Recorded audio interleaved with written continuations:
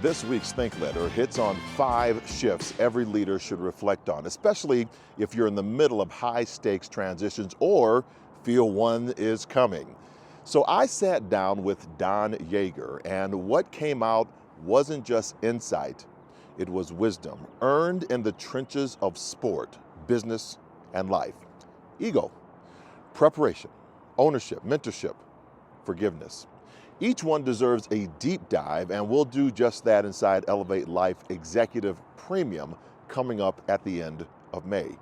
If you're navigating massive change, AI disruption, market pivots, organizational fatigue, this is for you. And if you're leading others through it, even more so. So let's get into it.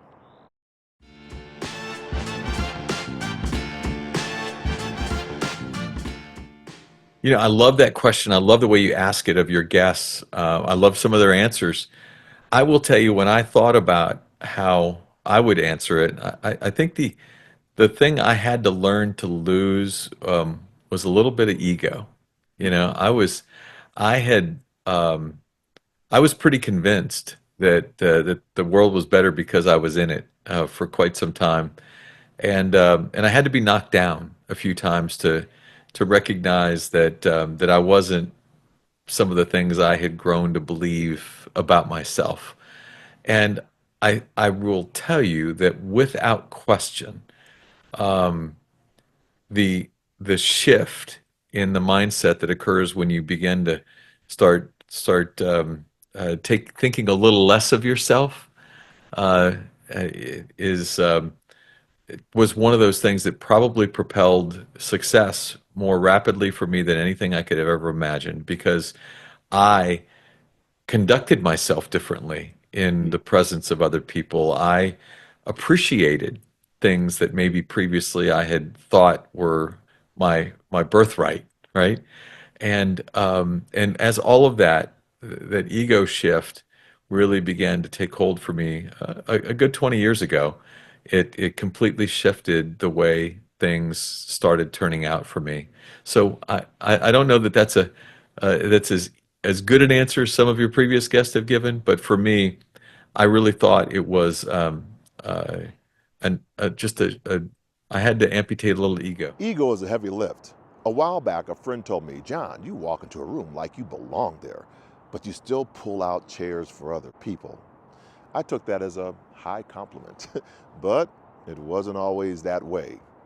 You see, early in my speaking career, I thought I had to prove something every time I opened my mouth. Army veteran, Paralympian, executive. It felt like I had to flex every credential just to be taken seriously. You ever carry so much of your resume into a room that there's barely enough space left for who you actually are? Don Yaeger reminded me of this in our recent conversation. He said what shifted his career faster than any skill or strategy was this: amputating his ego, not performing humility, practicing it quietly, consistently. That hit. Because ego doesn't just puff us up, it actually weighs us down. It's always checking for who noticed, who didn't clap, or who got more likes. And if I'm honest, the season I've grown the most were the ones where when I had to let go of trying to be impressive and just focus on being present. Don said he never tried to teach humility, he just lived it. And what's going on in my head right now is once we learn something, to master it, we become a teacher of it. So Mm. how have you used that of amputating the ego and all the business that you have done, all the executives that you have worked with, to help them understand that amputating ego might get them a little bit further than what they previously thought? It's a great question. I would tell you that I don't know that I've tried to teach it to other people. I think I've tried to live it. Mhm. And you know, Saint Francis of Assisi had a great had a great line many years ago. He said, "Preach the Bible every day. If required, use words." I Right? found the same to be true. You don't need to declare your amputated ego. The absence of ego creates its own presence. People feel it, and they start showing up with more of themselves too. I used to think leadership meant having the answers. Now I think it starts with asking better questions. Who am I when I'm not trying to be the smartest person in the room? For you leaders out there, here's your leadership insight. Ego is a hidden cost center. In the first few minutes of our conversation, Don Yaeger dropped something that hits harder in the boardroom than it does on the surface. The thing I had to amputate, to elevate, was ego, he said. Now that might sound personal, but for leaders, it's anything but small. Here's why it matters in leadership. Ego, especially when it is unexamined, shows up as control, as defensiveness, as a refusal to adapt. For a CEO in transition, it looks like rejecting emerging voices because they challenge how we've always done it. Overvaluing personal influence while undervaluing the system that sustains it. Confusing visibility with effectiveness. When Don said he began to think a little less of himself and more of others, what he was really doing was shifting from authority-driven leadership to impact-driven leadership. Ego amputated equals clarity elevated. For CEOs, that clarity is gold, especially when leading through uncertainty. The real-world costs of ego in the C-suite, here's what unchecked ego can actually cost an organization. Number one, lost innovation, AI automation, and market timing. When a leader insists on being the smartest one in the room, they shut down the very input that fuels innovation. AI integration fails not because of the tech, but because leaders won't let go of old control structures. Ego kills speed. Number two, quiet quitting and disagreement. Employees don't quit jobs first, they quit their leader's attitude. When executives lead with ego, teams pull back. You see it in flat performance reviews, delayed timelines, and low discretionary effort. That's productivity you'll never recoup. Number three, revenue loss from brand erosion. An ego-led response to crisis or change. Think tone-deaf public statements, dismissive employee messaging, damaged trust. In B2C organizations, this shows up as churn. In B2B organizations, it's contract risk. Number four, succession and cultural breakdown, high stakes transitions. CEO change, M&A, restructuring require cross-function trust. It's ego, the central, the core. Successors won't be prepared, and emerging leaders will self-select out before they even set it up.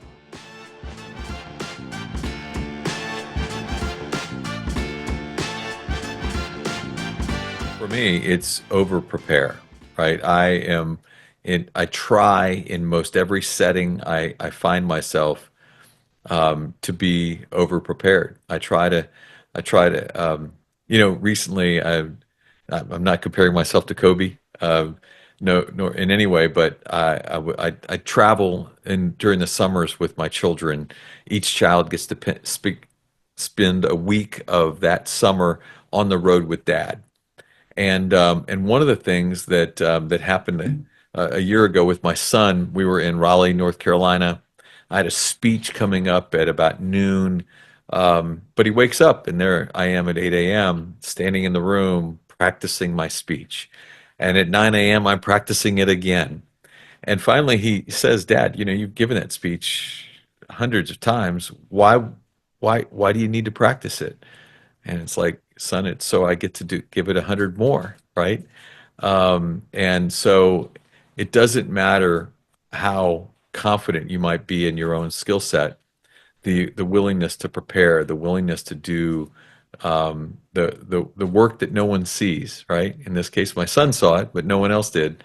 I think is the difference between what's allowed me to be good and what I hope will allow me to be great one day. Post two, practicing for the next 100. This week, I caught myself rehearsing a keynote I've given dozens of times. Slide decks polished, stories tight, audience research done. Still, I ran it again. I thought about Don Yaeger's story, how his son once asked, "Dad, you've given that speech hundreds of times. Why are you still practicing it again?" Don's response, "So I get to give it 100 more." Wow, that landed hard. It reminded me that mastery doesn't make the practice unnecessary, it makes it non-negotiable. The better you get, the easier it is to believe that you can wing it. But that's exactly when the drift begins. There's a kind of integrity and preparation that no one sees.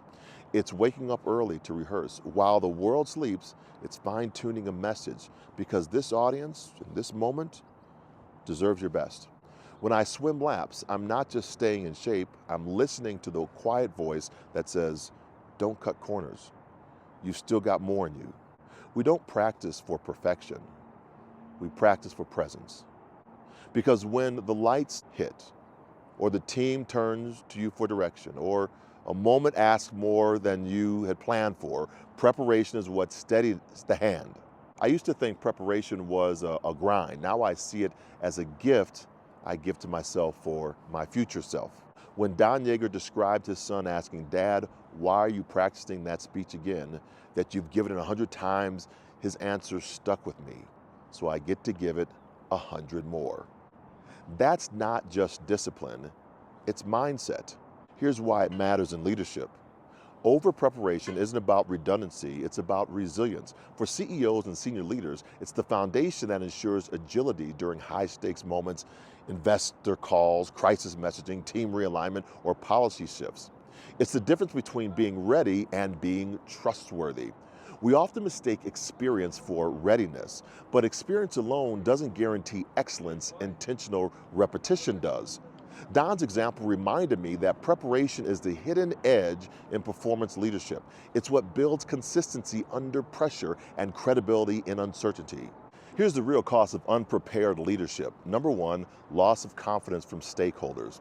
When leaders show up undercooked, whether in earnings, briefings, or AI transition planning, confidence erodes. Investors hear it, boards sense it, and internal teams feel it in the silence after the vague directives. Number two, AI and tech misalignment. If you're not obsessively prepared when deploying AI or automation tools, you're either overspending or under-delivering.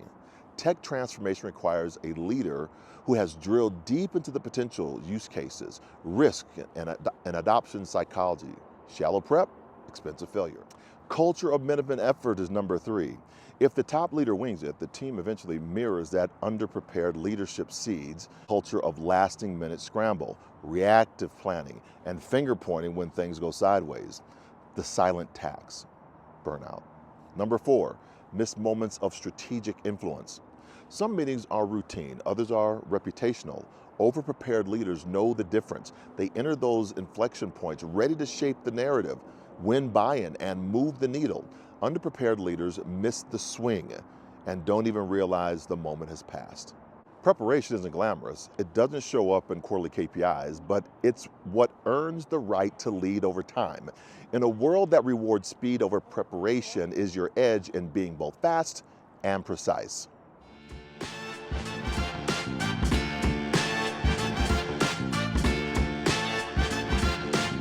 One of the things that we do when we travel, and we've been doing this since they were like 5 and 6 years old, right? Is that when we go away, uh, other than the time that I'm required to work, so we're together for a week, and other than the time I'm required to work, their job is to fill the schedule with things they want to learn in the city that we're going to. So they Hmm. have to study the city. They have to look at what might be of interest to them, and they have to help me build a game plan for what we're going to do while we're together. And what I guess I've learned while I'm with them as much as anything is in those moments, it's not me as the parent saying, we'll do this, we'll do that.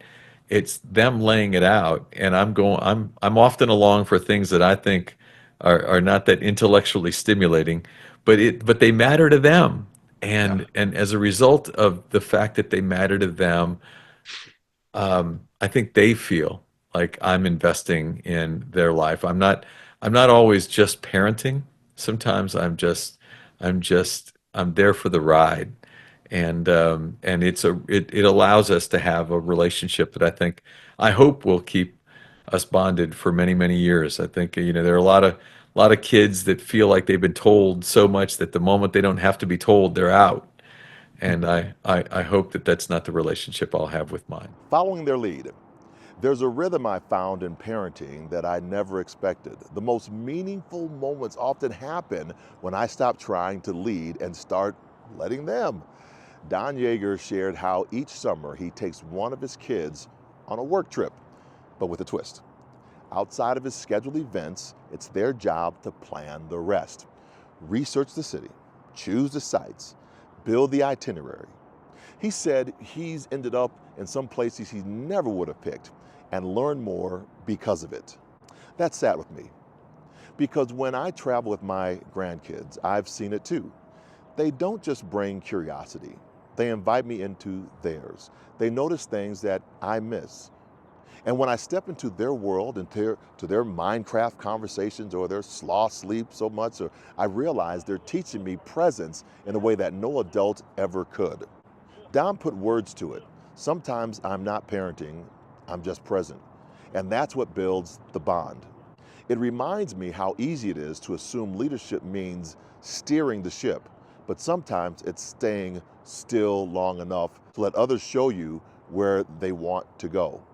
I wonder how many missed moments happen because we're too busy guiding to be guided. Next time I'm on the road with one of them, I'm going to try this move. You set the schedule, I'll follow. Because maybe trust isn't something we teach, it's something we practice by letting go of the map.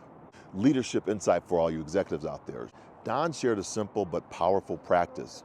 When his kids travel with him, they design the trip itinerary, not him. At first, it's just a father-son bonding moment, but the leadership principle underneath, that's serious C-suite material. If they don't plan it, we sit in the hotel and stare at each other. That's what he said in the quote. Now apply that to your team. Why it matters in leadership. High-level leaders often feel they need to drive the entire ship, chart the course, define the pace, and call every play. But in high-stakes transitions, think mergers, pivots, or aggressive growth cycles, leaders who delegate without authority end up micromanaging disguised as mentoring. Don's approach flips the script. He gives clear expectations. You own the plan and build your natural consequences. If you don't, we go nowhere. That's not soft, it's skilled. It grows leaders, not dependents.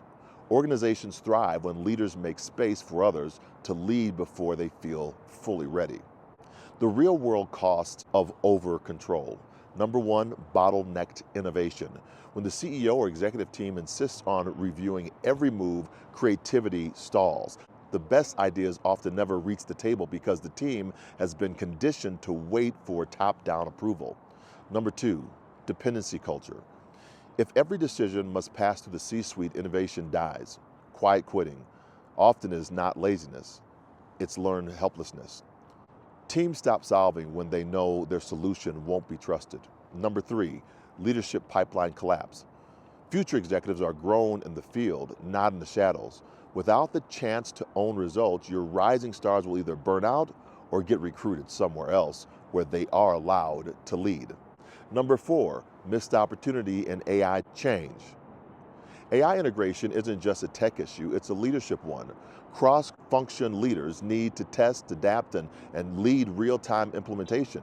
If the executive team won't loosen control, adoption shows and ROI disappears. Want to grow a high-performance culture?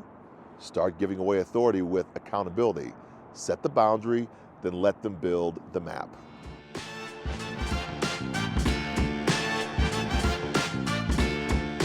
And I said, by the way, that was fantastic. I appreciated all that I learned. But how does someone get mentored by someone as extraordinary as you? And he said, you ask. And I said, well, how many people ask? And he said, not as many as you might think. He said, most people don't ask because they immediately assume there's no way someone like Coach Wooden would ever say yes. So, wow. Go away, write a story about this unbelievable lesson I was learning from the two of them, reach back to Coach Wooden, ask him what he thought of the story. He was positive. And I said, Coach, something tells me I was supposed to ask as I was standing there. And he said, Don, what took you so long? And over the course of the next 12 years, every other month, I would fly to California to spend a day learning from John Wooden. My responsibility was to come well prepared, to come with questions, because the moment my questions ended, the day ended. So I wanted to have as many questions as I could prepared to ask him for his wisdom, to ask him to teach me. And about three-quarters of the way through that, he asked me one day, Don, you've written books about all these different things, but you've never written about mentoring. But here we are. He said, why don't we do a book on mentoring together? And so we did. It's called A Game Plan for Life, and it came out on John Wooden's 99th birthday. It Wow. was fantastic. It was one of my favorite projects ever because it was driven not by a desire to go meet him to write a book, but by a desire to go meet him to have him pour into me. And that's what a good mentor does. Ask anyway. 4 years ago, I hesitated before asking someone I admired for mentorship. I thought, why would they ever say yes to me? Then I heard Don Yaeger tell a story that reframed the entire thing, the way I was thinking. He had been sitting with the legendary coach John Wooden and asked him, how does someone get to be mentored by someone like you? Coach didn't even blink. You ask, he said. That was the moment. Don asked, and for the next 12 years, he flew out to California every other month to learn from one of the greatest coaches ever to do it. His only job? Come with questions. And before each new session, report back on what he had learned and done with the wisdom from the last session. Simple, powerful, and wildly rare. It made me think, how often do we miss growth because we've convinced ourselves someone will say no before we even ask? After hearing Don's story, a woman approached me at an event and asked if I would mentor her. And I said, oh yeah, sure. But I gave her those same ground rules that Coach Wooden gave Don. You bring the questions, and the moment they run out, we're done. Session's over. And when you come back, tell me what you did with the last answer. Because mentoring isn't about access, it's about application. That principles become a filter for me, whether I'm the mentor or the mentee. The magic happens in the follow through and the courage to ask, the bravery to ask. That's still where it starts. So for us leaders out there, Leadership Insight, mentorship isn't a program, it's a culture. Don Yaeger said something that should stop every senior executive in their tracks. The best organizations don't create a mentorship program, they build mentoring cultures. It's a difference in mindset. A program is an HR initiative. A culture is a leadership commitment. Programs expire, cultures scale. And here's why it matters in leadership. Every CEO I've met wants stronger bench strength, faster ramp-up time, and tighter succession plans. But those things don't magically appear because you assign a monthly meeting. If the goal is deep leadership development, then mentorship has to be embedded into how your people think, work, and relate every day, and it needs to be for the entire organization. Mentoring cultures treat everyone as both a teacher and a learner. That's what Coach Wooden modeled. That's what Don absorbed, and that's what high-stakes companies need right now, especially in times of disruption and transition. The organizational cost of program only thinking is number one, shallow engagement, missed growth programs check boxes.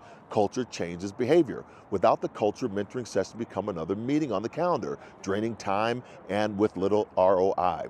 Number two, talent attrition. Installed succession top performers, especially millennials and Gen Z leaders, crave growth through relationships. If they don't feel seen or invested in by leaders they respect, they'll leave, or worse, they stay disengaged. Number three, failed knowledge transfer. In industries facing AI integration or generational turnover, mentorship isn't optional. It's how institutional knowledge survives. If legacy wisdom isn't shared, you'll spend millions retraining for what was already known. Number four, misfires in DEI and inclusion diverse talent can't rise through a system that isn't relationally inclusive. A mentoring culture gives them access to informal networks, unwritten rules, and executive feedback that can't be learned from a manual. The best leadership isn't just directional, it's developmental. Want to future-proof your leadership pipeline? Start by building a culture where every leader is expected to mentor and every team member is empowered to ask.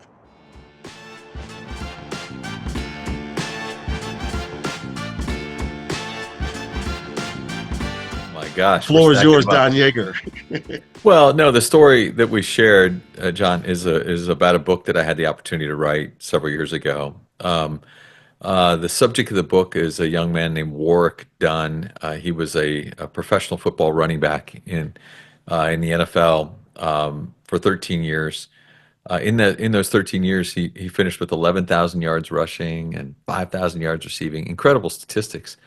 But maybe the number that was always most fascinating to me is he's only 5'8", weighs 178 pounds. So most people look at him and can't even imagine that guy could last in the NFL. But he's amazing. The backstory is that Warwick was a senior in high school, great football player, decides with his mother that he's going to go play at Florida State for the legendary coach Bobby Bowden. And a couple of weeks after they make that decision, Warwick Dunn gets a phone call, and it's the local police, the Baton Rouge police. His mother is a police officer, and the police call to tell him that his mother has been shot and killed in a robbery at a bank. As I said, he's just passed his 18th birthday. He's the man of the house. He's got all kinds of responsibilities. The coach calls him, says, "Young man, you don't need to come to Florida State. Maybe you want to stay at Louisiana State in Baton Rouge where you live. Be with your brothers and sisters." And Warwick says, "No, I'm coming to FSU, but I'm going to need a slightly larger apartment because I'm going to bring my younger brothers and sisters with me." And he puts them through elementary and middle school while he plays major college football. Incredible, incredible Wow. young man. Becomes an NFL football player and starts a charity buying homes for women like his mother. He's just bought his 260th home recently for single moms. And in the process of that, he wins the NFL Man of the Year award, the Walter Payton Man of the Year award. Gets a chance to write a book, asked me to write it with him. And to finish the book, he and I go to death row to meet the guy that killed his mom. We're sitting there on death row. It's maybe the most amazing hour I'll ever spend. And it's Warwick, myself, and Warwick's high school coach, the inmate, and the inmate's two lawyers. And the inmate begins the conversation by saying, "Oh no, by the way, I wasn't even there the night it happened." He's lying to Warwick about the situation. And Warwick lets him go for quite some time.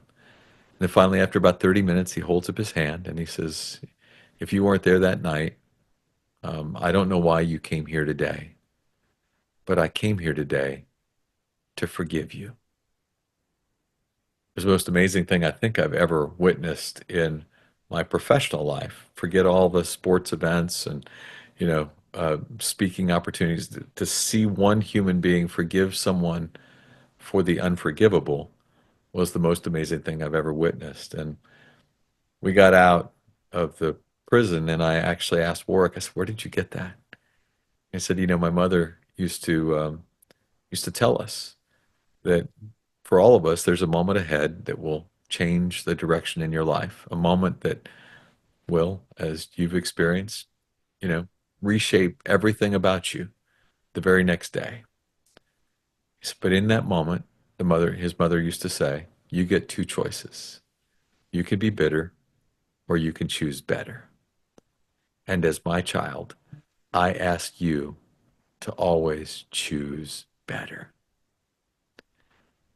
Warwick, for me, became this living, breathing example of an attribute I'd love to have more of, right? Which is that ability within myself to look at a situation as the great ones do and see better. Bitter or better? Some stories hit so deep, they stay with you like a scar you've come to respect. Don shared one like that. It was about Warwick Dunn, an NFL running back with a heart bigger than his 5'8" frame. His mother, a police officer, was shot and killed when he was just 18. Years later, as a grown man, he chose to visit her killer on death row. He didn't go there to demand justice. He went to forgive him. And when the man started lying about the night it happened, Warwick didn't flinch. He raised his hand, interrupted, and said, "I came here today to forgive you." Wow, that stopped me. Forgiveness like that It's not soft, it's steel. It's choosing to cut a cord that could have tied him to bitterness for the rest of his life. Don asked Warwick where he found that strength, and Warwick said, "My mother used to tell us, in life, a moment will come that changes everything. When it does, you can choose to be bitter or you can choose better. I'm asking you, son, to choose better." I felt that in my chest because I've had moments, big ones, personal ones, where bitterness seemed justified. But I've learned that holding on doesn't protect you, it just preserves the pain. Forgiveness isn't about making peace with the past, it's about not letting the past steal from your future. That day, Warwick walked out of that prison and said, "He holds no power over me anymore." That's liberation. Here's our leadership insight. Forgiveness frees the future.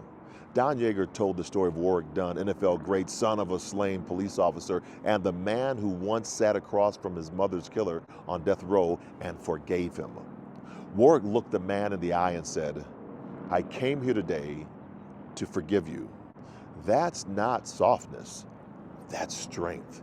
It's the kind of strength most leaders need, but rarely model. Here's why it matters in leadership. Forgiveness isn't just personal, it's organizational. Unforgiven failure, whether it's a bot's rollout, a strategic misstep, or interpersonal breakdown, leaves residue in company culture. It breeds passive aggression, erodes psychological safety, and locks your team in the past. Leaders who cannot release resentment, even silent, subtle resentment, drag it into every meeting. They rehearse the betrayal, they recite the letdown, and before long, the whole culture starts mimicking the grudge. Forgiveness, on the other hand, is strategic. It reclaims energy, it clears bandwidth, it lets you focus on what's next, not what was. Real world costs of unforgiveness in organizations. Number one, team paralysis. When employees are afraid to fail because past mistakes weren't processed with grace, they stop taking initiative. Innovation freezes, safety wins, but mediocrity follows. Number two, toxic retention. Sometimes the problem isn't people leaving, it's the ones who stay emotionally disengaged, stuck in old narratives, without leadership that models how to let go. They marinate in quiet bitterness. Number three, strategic stagnation. In moments of transition, mergers, reorganizations, AI integration, forgiveness acts like a drag coefficient. It slows the pivot. Leaders waste energy relitigating old pain rather than building new possibilities. And number four, lost trust. Leaders who never model forgiveness slowly become unapproachable. People stop coming forward, conflicts go underground, and the quietest voices, they exit. Warwick Dunn's story isn't about absolution, it's about liberation. As Don put it, forgiveness frees you. And in leadership, freedom is your sharpest edge. It gives you access to clarity, creativity, and courage, and everything a CEO needs in moments of volatility. Hey, thanks for spending this time with me. This Think Letter was for leaders and is for leaders who are in or about to enter a high-stakes season. Whether you're recalibrating after a shakeup or gearing up for a bold move, I see you, and I built this space with you in mind. At the end of May, I'll be going deeper into these 5 shifts and showing you how to operationalize them in your leadership. But that full breakdown is reserved for the Elevate Life Executive Premium members. You don't need more noise, you need clarity, tools, and a resounding board. I'm here for it and for you. So as always, go forth, inspire your world. We'll talk to you next time. Bye for now.